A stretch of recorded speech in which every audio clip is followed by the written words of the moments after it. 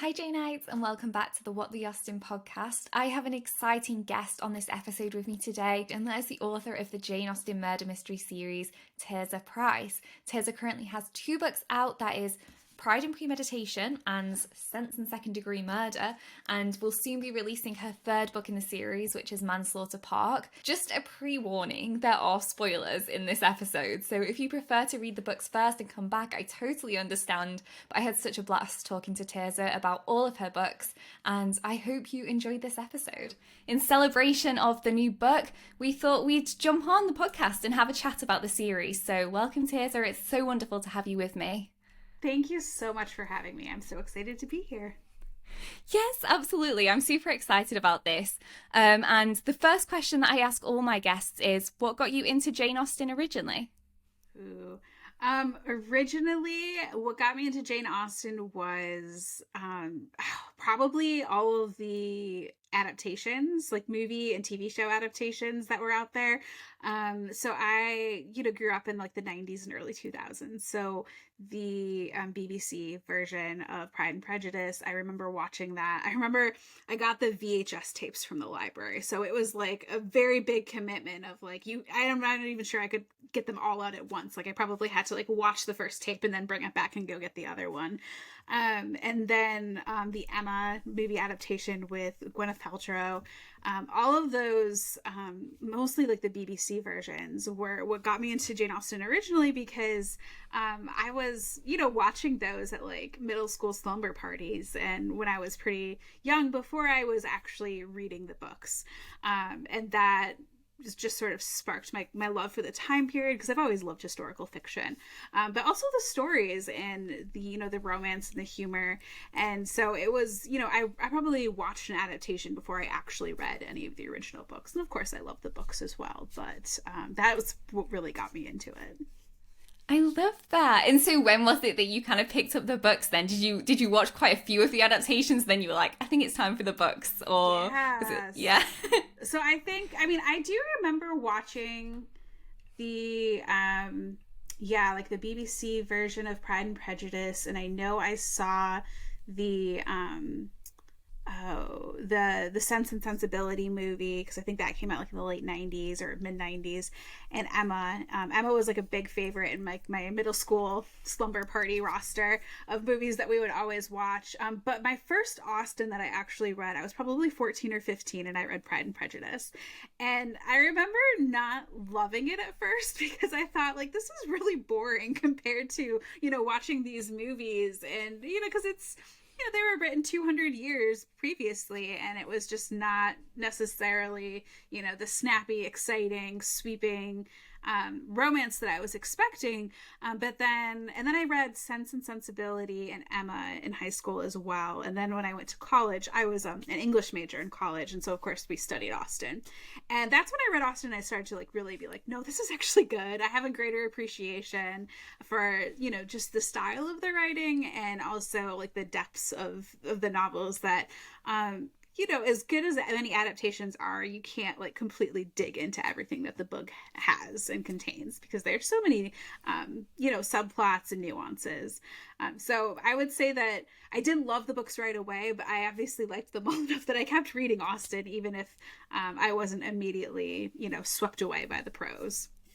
I love that though. And you know what? Slow burn love. That's okay. We're here for Yes. it, I do love the slow burn. Amazing. That's so funny. So, out of the three books, obviously you gave me access to all three, including the one that is yet to come out. So, thank you for that. I loved them all. They were all fantastic. But something that stood out straight away to me is Jane Austen is not your only inspiration or influence. So, you're a big fan of Agatha Christie as well. Yes. Oh my goodness. Yes. And so where, I would read Austen because I was the type of, teenager and kid that was very into classics and into reading. And I wanted people to think that I was smart, because that's just the kind of, overachiever kid that I was. So I would read these classics because I felt like, that's what you ought to do if you love books and you love reading. And I did, enjoy a lot of them, but it wasn't like a, passionate, like, oh my gosh, I love this, or at least not right away. But when I was a teenager, oh my goodness, I blew through Agatha Christie books. And partly just because the writing felt a little bit more accessible. But also, I mean, maybe I was like just a very gullible kid, but like reading mysteries always like blew me away because I'm like, oh my gosh, I didn't see that coming. And oh my goodness, I can't believe that twist. So I really love Agatha Christie. And plus, her books, they're not especially, long. Like they're pretty straightforward. The pacing is pretty quick. So I would just read a ton of them. I remember my grandmother had a whole shelf of Agatha Christie mysteries, and I would just pick them up and go on my way, and then, return them and get another one out. It was like my own little library. Oh my gosh, I love that. It's funny. I've never got massively into Agatha Christie. I think I need to sit down and just like do a binge read of like all of her works. I do love watching like the film versions when Priory was on telly. I used to watch that and stuff. But yeah, I definitely need to set some time aside for Christie, I think. Yeah, she's good. And I mean, sometimes people don't really like the new Kenneth Branagh versions of the Poirot, and yeah, but I really like them. I like how stylish they are. I like the way that the producers sort of slightly update some of the stories. I've enjoyed them as well. So and there's so many great Agatha Christie adaptations out there right now. Like, I feel like we're living in a nice little golden age of retellings and adaptations of her work. Yeah, it's so true. And I feel like that's the same with just like Austen's work as well. If you think about it, the BBC adaptations always have the time to go into like detail because they always make it a series. And so they can really hone into like the book aspect. But, I always love like the Hollywoodized version as well, which is, a little bit more glamorous. Yeah, it's fun to see how different directors and whatnot interpret the stories and how they bring them to the screen. And it's fun too, because even though I'll be watching it and I know what happens because I've read the book, it's fun to just see how they structure it and how certain interpretations make me think one thing about the characters where others make me think something else. So I'm here for it all. Yeah, and I always love with those as well is even though you know what's coming, it's still enjoyable to watch. And I just love that. Yes. And I feel like that is, especially as I've gotten older, because I'm no longer quite as gullible when it comes to reading murder mysteries. Like I will, start to pick up on things. And as somebody who writes murder mysteries, I also, I'm thinking kind of from the author side of like, okay, if I'm writing this, like, what would I want the reader to think, or how would I want to structure this? And so I've gotten to the point where, there's a lot of mysteries that I read, even just new novels and whatnot, that I'm usually able to kind of see through, like, okay, this is probably what's happening. I'm not always right, but I'm right more often than not. And, I was talking to somebody the other day who was like, well, isn't that like just not fun if you know what's going to happen? But for me, reading a mystery and enjoying a mystery, it's about the journey, not necessarily the big twist or like how we get there at the end. Like, okay, this is the reveal. If I'm enjoying myself every step of the way, I don't care if I've guessed the ending. Yeah, I'm totally the same actually. It honestly drives my boyfriend up the wall. Like when we're watching stuff, I'm like, he's like, oh my God, you like guessed it like right off the bat. I'm really bad with things like Luther. I guess those ones all the way through. I really like true crime though. And so I'm always just like, I'm in this guy's head. I know what's going on here. But yeah, I do feel for him when he watches them with me. I'm like, for like 10 minutes in and I'm like, I know what's going to happen. Yes. Oh my goodness. I'm the same way too. My partner, we were watching something that they'd seen it before and I had not seen it, and they're like, I wanted to see how long it's going to take you to like guess who the murderer is. And like one episode in, I'm like, I'm pretty sure it's that person. They're like, how? And I'm like, let's keep watching. I want to see how it all comes out, whether I'm right or not. Like, this is fun. Yeah, there's almost something more fun if you figure it out before it's actually being revealed. Yes, because then you can kind of see how they build and scaffold the mystery from there. And that, to my writer brain, I'm like, that's even more exciting. Like, how did you build it out? Yeah, I feel that for sure. So when I was reading the series, I started with Pride and Premeditation. Something that really stuck out to me when I first started the series was, obviously with Pride and Prejudice, there's so much movement, there's so much travel in that novel. But obviously for your books, you tried to condense that down so much more and you wanted the location to be set in London, was that kind of a specific choice because you knew it was going to be a murder mystery? You went for kind of more of a Christie, a Cluedo board style where you framed it? Yeah, it was kind of also just like travel back then took so long to get between place to place, and the timeline that I was envisioning was going to be a lot tighter than, okay, now we spent like 3 days traveling here, and then we spent like 2 days coming back here.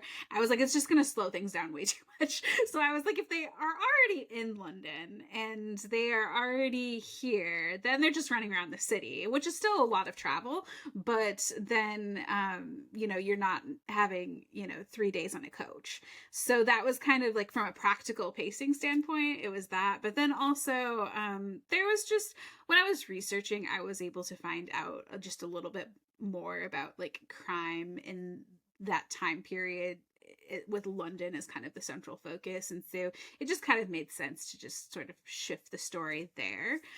Plus there's, a lot of really great landmarks and exciting things that I could explore through, reading other things that I knew was happening in London at the time. And I was just like, I'm just going to research this and put it here and set it in the city. So it was partly that. And then the other aspect too was like the desire to kind of try to not write necessarily a story in which it's all white people doing things, and that, and I say this as I'm white, so obviously I'm writing from my own perspective as a white person, but I also know that London in this time period was not completely white, and sometimes period literature does tend to whitewash that a little bit. And so setting something in London, not to say that there weren't people of color living outside of London during this time period, but it was kind of a way to sort of tap into exploring more of the diversity of the time period as well. So yeah, it was kind of all sort of going around in my mind as I was deciding where to set the book.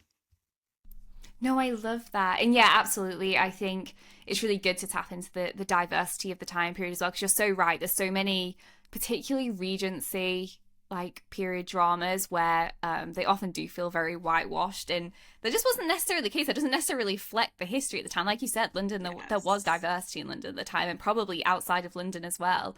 And so yeah, I really love that you chose to do that. And I like that it was all in London, to be fair, as well. I think it was kind of exciting because obviously your books, they have the essence of the originals, like Austen's original works, but they also have, changes as well. They're different storylines in the grand scheme of things. For one, obviously there's murders involved, which we don't quite get in Austen's works. So yeah, I thought it was a great decision to change that. And it was good to see more of London, because you don't see that much of London in Austen's work a lot of the time. So it was good. I thought that was nice, a nice location twist.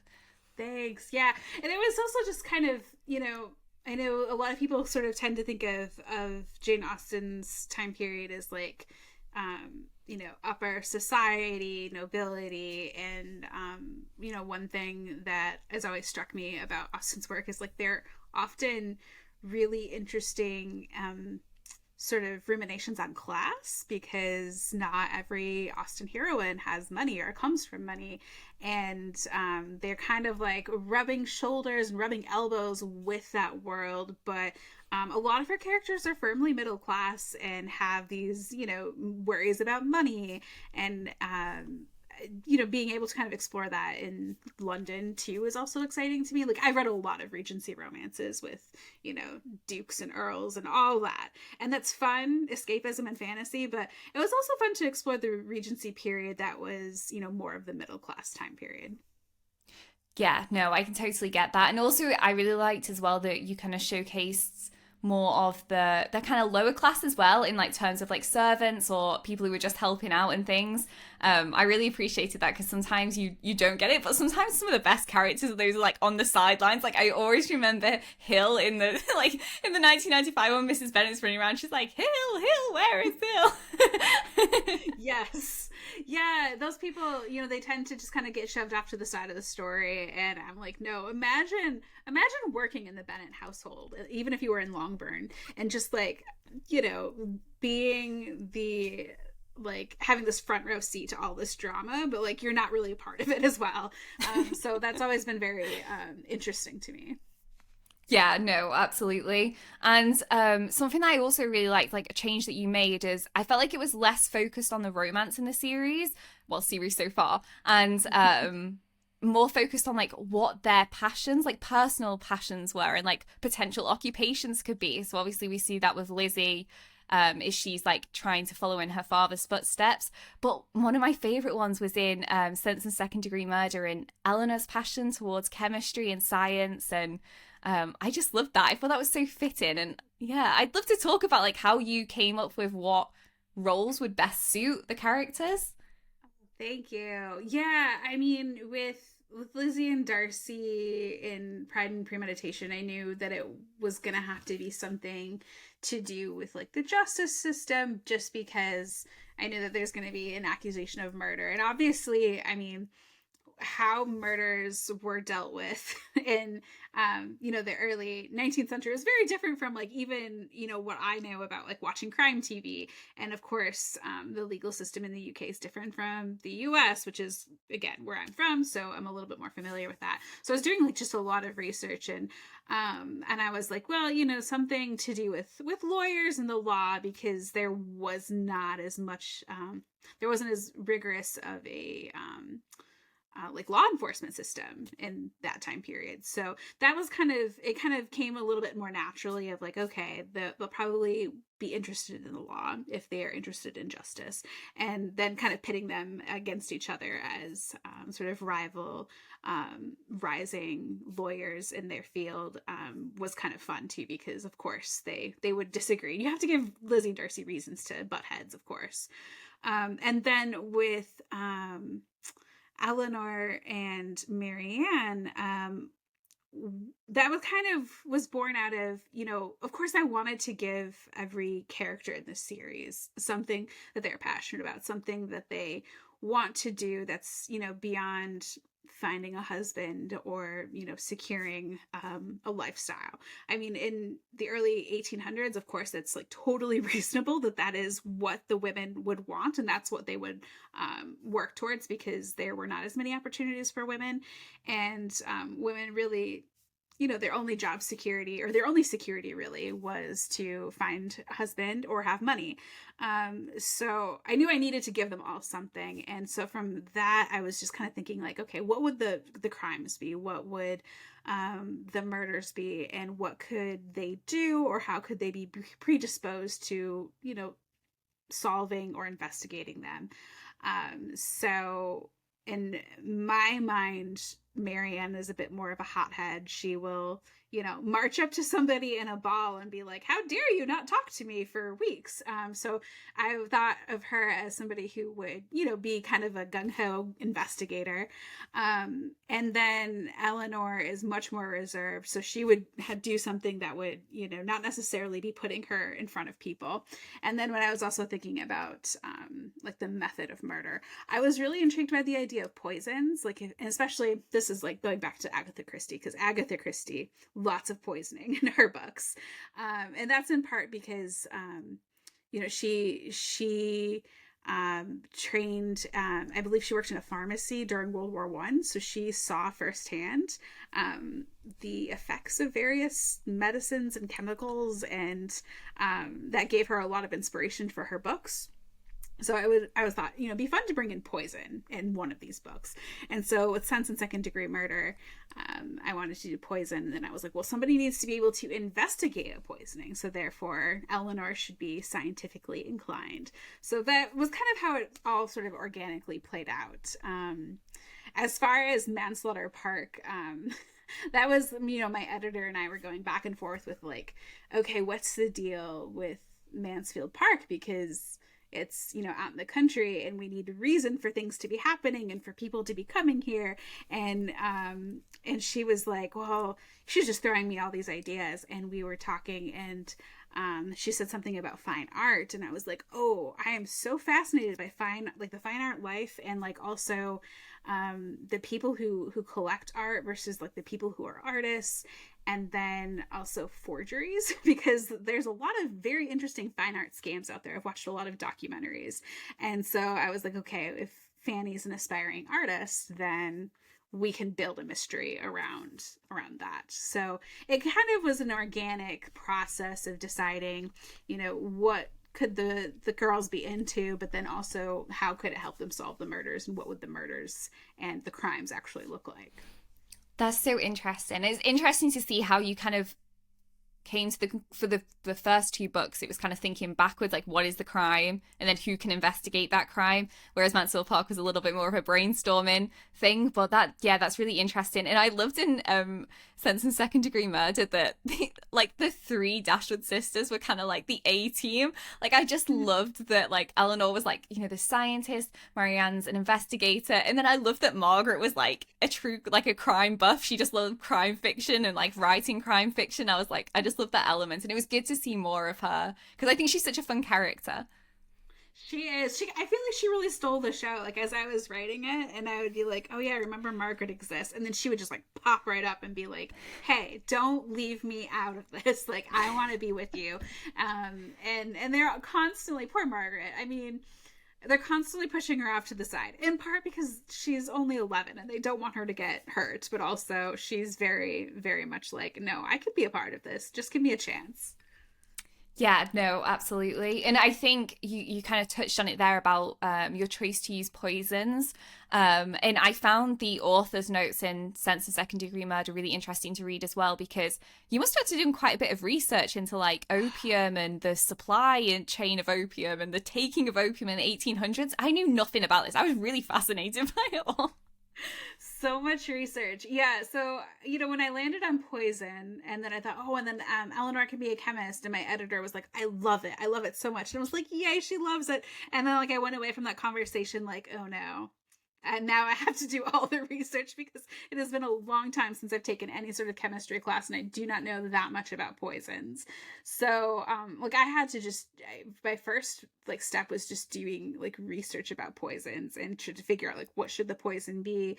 And then I realized it was a lot more complicated than I initially thought, because I had to pick something that, could definitely kill a man, but also kill a man in such a way that the doctor would not necessarily think it was poison, but then it had to leave enough of a clue that the girls could be like, oh no, it's poison, and then go off and investigate.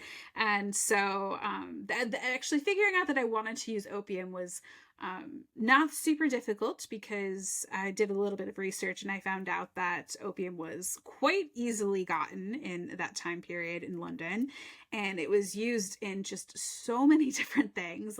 It is a marvel that humanity has made it to today without killing themselves off, because there are so many horrific ways that people have inadvertently poisoned themselves throughout the years just because they don't know that something is poisonous. And so one of the things I learned was, in this time period, so Regency period, early 19th century, people had a pretty good handle on the heavy metal poisons. So they knew that mercury was poisonous. They knew that certain things were toxic and you shouldn't ingest them or be exposed to them. But when it came to organic poisons and plant matter, that was just not, they didn't quite know enough about that yet. And so to the point where people in this time period were regularly taking opium, thinking it was no big deal, not realizing that addiction was a thing.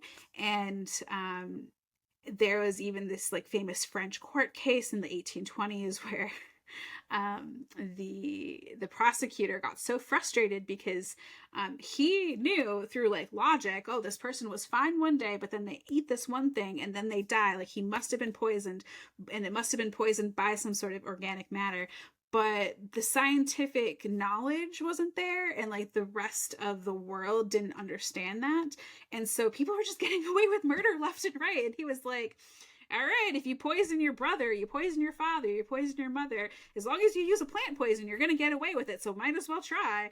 And he was just so frustrated when he said that. But I was like, that's something for me to work with. So yeah, it was a lot of research. And as I pointed out in my author's note, that I did do a little bit of, fudging of the timelines by just probably about 10 years, just to kind of make everything fall into place. But hopefully it's still kind of accurate to the time period. Yeah, gosh, that's so interesting. Like, I'm really interested in foraging. Like, I like to go out in the forest and like pick things, different stuff, and like making like herbal remedies and teas and things. But and so I'm obviously interested in what is not edible and what is toxic, what is poisonous.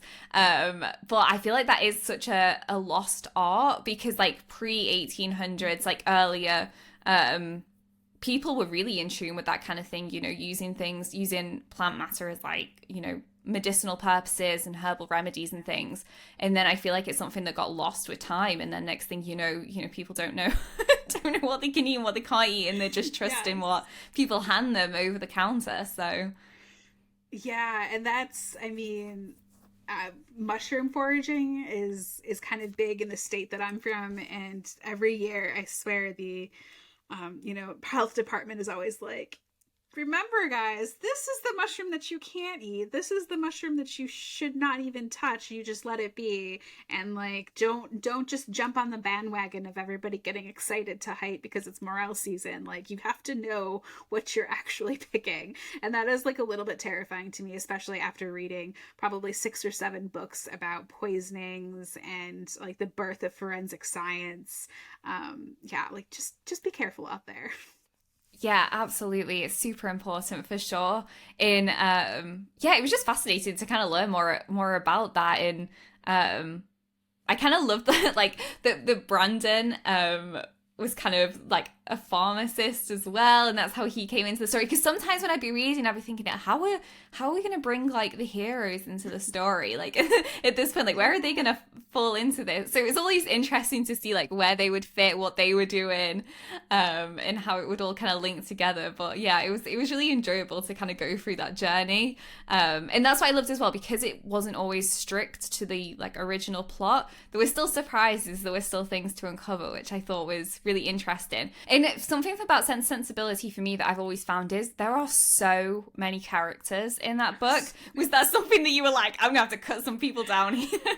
Oh my gosh. Yes, there are so many characters, and it was also sometimes a little bit difficult because, I did this dual timeline thing, or dual point of view thing, where it's one timeline, but it's, half of it's told in Eleanor's point of view, half of it's told in Marianne's point of view. And on one hand, that was kind of nice because, what one sister sees, the other sister is not necessarily going to be present for. But then it got real confusing at one point. I had to do a chart of like, okay, this chapter's in Eleanor's point of view, and this one's in Marianne's, and then the next one, might need to be in Eleanor's again. And yeah, it was a lot to handle. And some of the characters that are a little bit more prominent, like Sir Middleton in Sense and Sensibility, kind of get pushed off to the side a little bit, but it was a lot of fun. Yeah, no, I could definitely see that, but I must say that your like transitioning between perspectives was really seamless because it just felt natural. Like it didn't feel like I was like, whoa, hang on, what's gone on here? I'm in a completely different like world, something else is happening. It just felt like supernatural, and I felt like it could flow. Maybe because I'd read Sense Sensibility, so I was expecting the kind of, I don't know, like the dual storyline with the fact that I knew there'd be two sisters as two heroines were going through this story together. But I must admit as well, like I really enjoyed Pride and Premeditation, and then I read Sense of Second Degree Murder. I loved that even more. And then I got Yeah. to Manslaughter Park, and I was like, "You have given me the Mansfield Park I always wanted." Because I'm going to be totally honest with you, that Oh, is not my favorite Austen. Like I'm not, but you it's actually not my gave favorite either. but you gave me the version I've always wanted, honestly. Like, I totally ship Mary and Fanny, so I'm so glad you explored that. Yay. Thank you for saying that because, with the third book, there had not been a lot of early like copies going out there and having, so I think you're the first person I've talked to that's actually, like not, my editor or my publishing team who's actually read the book. And so thank you for saying that you enjoyed it, because I'm like very anxious, like, oh, I hope people like it. Because, as of recording this, it's not out yet. But so happy that you said that. I love the, I think it's 1999 version with Frances O'Connor as Fanny. I don't know if you've seen that, Mansfield Park. I don't I think so. No. oh, It's really good because it's a little bit cheeky, and there's a lot of breaking of the fourth wall, which I think really works because you read the book and Fanny is such an internal character. Like, in fact, sometimes you forget that she's the protagonist because you're reading this book and it's all the Bertrams are doing this and the Bertrams are doing that, and then the Crawfords come, and there's just a lot of action, and then all of a sudden Austen brings you back to Fanny, and you're like, oh yeah, like you're supposed to remember that all of this is happening through her eyes. And so with that movie adaptation, I think it's really smart that she breaks the fourth wall so many times because it's reminding you that she is the protagonist of the story, and you need that reminder. But there's a few scenes in which that Mary character and the Fanny character, they have such intense chemistry together. In fact, the first time, because I watched the Mansfield Park movie before I read Mansfield Park, I was like, are they supposed to be like romantic interests? Because I like the scene in which they're like, Fanny's like soaking wet from the rain and Mary's like helping get her dry and warm, and there's just this scene where they're like, face to face, and they're like a breath away from each other, and I'm like, oh my god, what is happening right now? I like this, but what is happening? I did not think that this was queer in any way, but I totally think, especially after having read Mansfield Park, I'm not necessarily certain that Jane Austen was, consciously exploring like this queer subtext between them, but I definitely see the queer subtext there. So when it came time to write Mansfield Park, I was a little leery because my editor was like, I think this is going to be great for the next book because there's so many great elements to Mansfield Park that would translate well into a mystery, which is totally true. And so I was excited about that, but I was like, does she have to end up with Edmund? Can Mary be like a love interest? And my editor was like, yes. So we just went for it. So it was awesome. Oh my gosh, no, I love that, honestly, because I feel like with a partner, it should be someone that makes you feel strong and confident and successful in your own right, and it wants to celebrate your success. And I swear to God, Edmund always keeps Fanny in the shadows. And you made it perfectly. I picked up this quote that you put in the book, and I was like, this is literally what Edmund does. Like, this is what he thinks of Fanny. It said that he kept a quiet, timid, shy little Fanny. And I was like, literally, that's what he does to her. That is literally him. And I just think Mary gives her more confidence. Like, there's a great scene in Mansfield Park where they're sat together and Mary notices how awful Mrs. Norris is being, and she doesn't make a big fuss about it like Edmund often does, but she takes Fanny aside and she goes, let us not bother with them. Like, let's us talk, about your brother and like what's going on with you. And I'm just like, that's what you need from a partner. Someone who's just got your back, not somebody who's trying to make a fuss. And yeah, you really picked up on that dynamic so well, and I'm here for it. I'm just like, yes, queer Mansfield Park. That is what we all need in our life. Come on, guys. Yes, I'm so grateful that I got a chance to queer Jane Austen in this way, and especially with this book, because I remember thinking, obviously a lot of people assume that Jane Austen is like, they hear Jane Austen, they say, okay, romance, like big romantic sweeping storylines, which is true. I would argue that that's not all there is to Austen. There's a lot of really great, satire and ruminations on class, and there's just so much going on in all of her books. But I think one thing that brings readers back is the romance, and I just do not feel the romance in Mansfield Park. Like, literally the last paragraph is like, when he was ready and not a moment sooner, Edmund realized that he was in love with Fanny, and you're like, yeah. Okay, that's romantic. Like, ew, no thanks. It's like he's doing her a favor, and I feel like she deserves better. She does. And to be honest, like, Edmund is as self-obsessed as the rest of the Bertrams. That's how I feel about it. And I think he just goes for Fanny in the end because he's just like, oh, well, I'll go for Fanny because, that works for me. She's now. There. Yeah, Fanny's there and that works for me. And it's like, no. And I feel like I loved at the start of the book, you were like, because Fanny like deserved better. It's like all the people who believe that Fanny deserved better. And I have gotten a path sometimes where I've really disliked Fanny, but I'm starting to realize it's less that I dislike Fanny and more that I just really dislike Edmund. He's the worst, like absolute worst. And we've already kind of getting into spoilers here, so I will say this: when I was trying to figure out who the bad villain person would be, I was like, I wasn't sure because there's so many options in that book. There's so many villains that you can, cast in that book. But I was just like, really, who is the worst character in all of Mansfield Park? And there are a lot of them, but this is my hot take. Edmund is the worst. So that was an easy choice for me. Yeah, I love it. Honestly, I felt it in. I mean, yeah, definitely spoilers in this one. I'm going to put a pre-warning at the start of the episode about it. But yeah, there was just like moments when, at the end especially, when he totally like goes off the rails a little bit and he's talking about like slitting people's throats and all sorts. And I'm just there like, I feel like this is true Edmund coming out. Yeah. The mask comes off. I was like, this is Edmund revealed. Yeah. Oh, yeah, and that's what's kind of cathartic about writing these books is because I do love the source material so much. And I mean, obviously, it's quite an investment of time, writing these books, but I also like to have fun with it. And I mean, Janeites, I know we all have our very strong opinions about things. And my strong opinion is that Edmund is the worst. So Fanny and Mary get to have a much happier ending, I hope. And I was like, Manslaughter Park is going to hopefully right some of the injustices that I believe Jane did to Fanny in the original. Yeah, and I recently did an episode on the podcast about Mary Crawford because I really love Mary Crawford as a character. I find her fascinating. I don't really see her as a villain personally.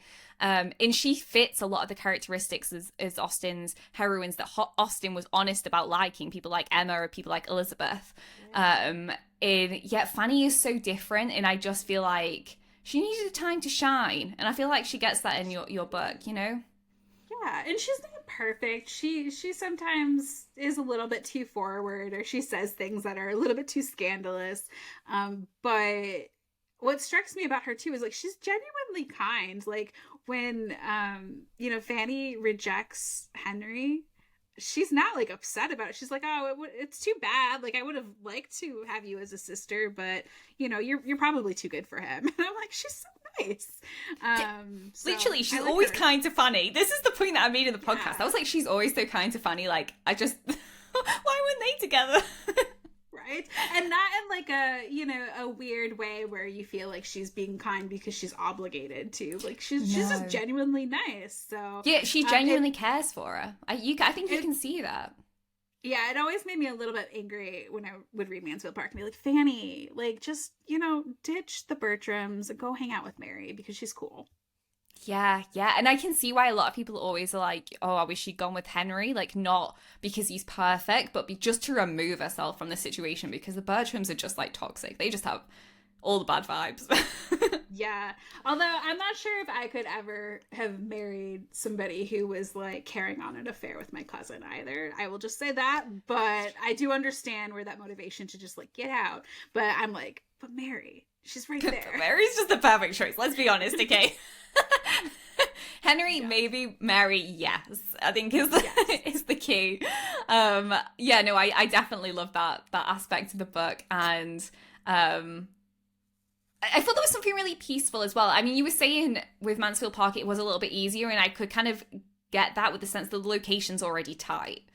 So it was kind of like an Agatha Christie novel in the sense that everybody's just in this house. How does this all unravel? And so I could kind of feel that. There also felt something kind of a little bit more secretive and kind of closed off in this one as opposed to the other books where I felt like everything felt always exposed. Whereas I felt more insular, I thought, the third book.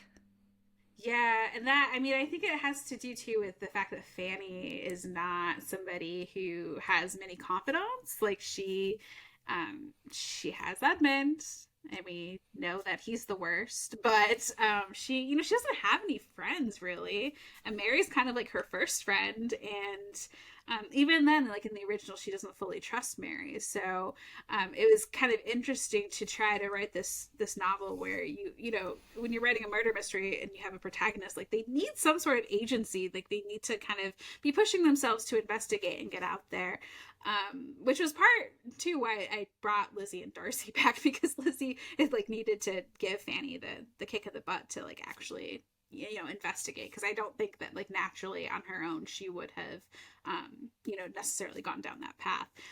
But it does kind of like that having like the estate and the dysfunctional family and the sort of like closed offness of the setting. That's very Agatha Christie in my mind. So it was kind of fun to play around with that. Yeah, yeah, absolutely. And you just put up something that I definitely want to chat about as well. So, obviously, in this third book, we do see the reoccurrence of Elizabeth and Darcy, and also I feel like there is a mention of Marianne as well. So, is that something that you're going to continue? Do you think, just like bringing the characters back? I would, yeah. I mean, so I Maybe. had, yeah. It wasn't something that I planned on actually. Like when I sort of conceived of this series idea, it was very much like, okay, we have, every book is just going to be the characters in the book that it's inspired by. But then Pride and Premeditation came out, and I heard from so many readers who were like, "Oh my gosh, I love Lizzie and Darcy. I can't wait to see them in the next book." And I had to be like, oh no, I'm sorry. They're not in Sense and Second Degree Murder. Like, it's completely different characters. And people were so upset. And I was like truly surprised by this. And so I was chatting about it with my editor, and my editor and I were at that point discussing what should happen in Manslaughter Park. And she was like, well, can you just like bring them back? Like, just bring them back. And I was like, oh yeah, I can do that. I can just bring them back. So I'm, grateful for like the readers. So if you love Lizzie and Darcy, the reason they show up in Manslaughter Park is because of you. And then doing that was kind of fun, just to kind of have this like Austen-esque world where these characters are existing alongside each other, not necessarily always like in contact with each other, but knowing that they are all like these headstrong young women who are making their way in the world. So it was kind of fun to imagine what that would look like. And yeah, so I brought Lizzie and Darcy back from Manslaughter Park. There will be two more books. There's going to be two more Lizzie and Darcy books. They're going to be sequels, so they're going to be original mysteries, not necessarily based off of any of the other Austen plots. And I can confirm that you will see the Dashwood sisters and Fanny Price again. Yes. Oh my gosh, this sounds so good. So will you think that's the direction you're going to go in now, kind of creating totally original stories as opposed to carrying on with the Austen series?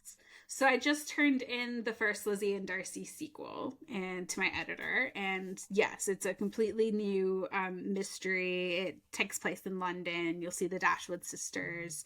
I won't say much more. And then the next one will also be a Lizzie and Darcy original mystery. I mean, I would definitely be open to like continuing to write these Austen retellings. Like I want to do a Northanger Abbey one just because I have the perfect title, Northanger Alibi. It's like so good. And I want to write that book, but unfortunately at this point it is up to my publisher whether or not they will actually publish it. So we'll see what happens. But I also think it'd be fun to rewrite Emma. And yeah, Emma, good setting, like a Cluedo board. Right? It really is like a clue board. Oh my goodness. And I even think a Persuasion would be fun because that would be another fun one to try to queer a little bit. So, yeah. I have thoughts, but we'll see if they actually come to fruition. I'm excited. Look, I'm here for all of them because it was super enjoyable to read this whole series. And like I said, I mean, I just got more and more excited. I actually read Manslaughter Park in one sitting.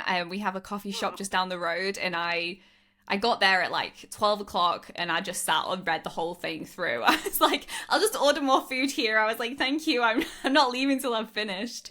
Oh, that makes me so happy to hear. Thank you. Yeah, no, absolutely. Totally recommend picking this one up, guys. I mean, pick up the whole series for sure. And yeah, there's one question that I really want to ask you as well. One question, like I've not asked you 100 questions already. But this is... Is there any particular character that you found the hardest to kind of capture the essence of when you were writing? Oh, Fanny for sure.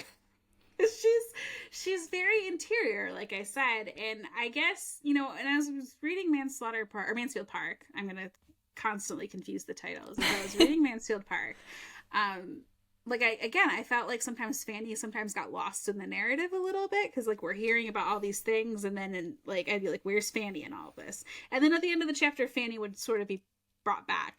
And so it was a little bit difficult to sometimes get like a feel for who she was and who her character was. And I think the reason why people do like Fanny is because, even though she's quiet, she's not blind to everything that's going on around her, and she has like strong values, and she is not going to capitulate. Like, even if her future is like as this penniless companion to her aunts who don't care about her one bit, she's not going to compromise her values just to like be married and escape that sort of situation. And I think that, especially in that time period, that takes a lot of guts, it takes a lot of courage.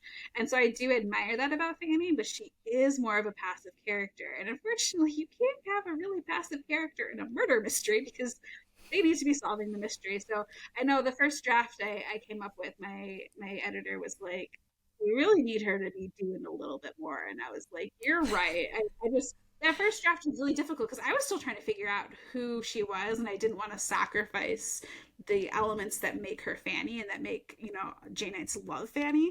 But then at the same time, you know, you do have to make her a little bit more active. So I hope it was a good balance of, you know, she's a bit more timid, she's a bit shy.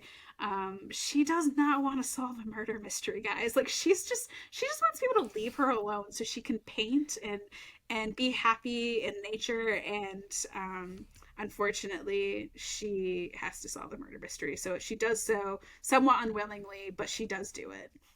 Yeah, I think there was a few things that you really did capture with Fanny that I think are more nuanced, so I can see why it would be difficult to pull them out. But one of them, I think, is her loyalty to the Bertrams, because the reason that she's so adamant to sort of solve the mystery is, you know, because she cares about, you know, the family, and she's like, even though they're awful to her, she's like, you know, this is important to me. Like, I need justice. Like, this matters to me.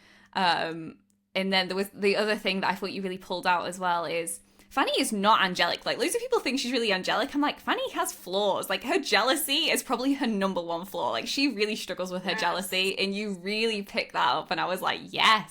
Like, and she's a little bit judgmental too. Like, I mean, there were times when I'm reading it and I'm like, okay, Fanny, I appreciate you have your values. You could maybe dial it back a little bit and just be a little bit more open-minded. But I mean, haven't we all felt like that at times though? Like, so hopefully that is relatable. But I'm so glad you said that, because yeah, I sometimes worry about Fanny, because I think, you know, Marianne and Eleanor and Lizzie, like, they are all such iconic characters that even if you haven't read the book in years, you can kind of sum up their personality in a few words, because they stand out so well. And Fanny's a little bit more tricky, but I hope that, yeah, hope that people like her. Yeah, well, I did. Yeah, I mean, I don't usually like Manslaughter Park, and I love this one, so that's obviously got to be a good sign. I'm just like so relieved that she liked Mansfield Park, because I was very fortunate in that Pride and Premeditation and Sons of Second Degree Murder. They had a lot of early copies that went out to like a lot of bloggers and people, and people were like, oh my gosh, you know, they're sharing their thoughts, and I was like, okay, at least somebody likes it. And I always, I send a book out to, you know, the publisher. Once it goes to, you know, production, and, you know, there's no taking anything back, I always have like this mental breakdown of like, is my editor just being nice to me? Is it really good? Do people really like it? So it's nice to hear that. Thank you for satisfying my sad desire to, you know, be liked through my books. So thank you. No, honestly, and I was like, message my friends, and I was like, friends, like, I didn't tell them like what happened, but I was like, there's a book coming out, and like, this is curing us all, okay? We're getting the Mansfield Park we all need. So yeah, and it is a big relief, because I think out of all of the books, I mean, they're all, let's be real, they're murder mystery retellings. They're kind of silly when you think about it, but they're, I think, hopefully a fun type of silly, and I had a lot of fun writing them, and I love all three of the books that I've read. But I think Manslaughter Park is like the biggest departure in terms of like characters and you know, who ends up with whom, and some of like, you know, just the ending notes and the characteristics. So I worry that people will be like, well, this doesn't feel like Mansfield Park. So thank you. So, new book coming out 27th of June, is that correct? Yes. And I think it comes out in the UK in August. Oh, in the UK in August. Okay, so everybody in I'm guessing like US can get it on the 27th of June, and then yes. August for anyone in the UK. Yes. I'll be sharing it on my Instagram. I'll give you all updates, because Definitely got to get hold of this. And guys, you know what? If you're in the UK, you've got plenty of time to read the other two. And if you're in the US, you could definitely get through them still. You've still got time. I mean, look at me. I did one in one sitting, so you'll be fine. Thank you so much for coming on, Tirzah. I've had such a good time with you. And would you like to let people know, obviously, apart from the book, can they find you on Instagram to keep up to date with your books? Yes. I hang out at Tirzah Price. It's TirzahPrice. I am on Twitter for now. Who knows how long Twitter will be around. You can find me there sometimes. But Instagram is my main hangout spot. And then my website, tirzahprice.com, has all of the updated info about books and upcoming releases. So you can also find me there. I love that. And as always, guys, you can find me on Instagram at What the Austen. I share all of the updates about the podcast over there. And if you want to, you could always join the Patreon, the Janeite tribe. We always have fun discussions over there. We are starting a book club, which is going to be super cool. So yeah, check that out if you can. Otherwise, that's everything from me, and I will see you in another episode.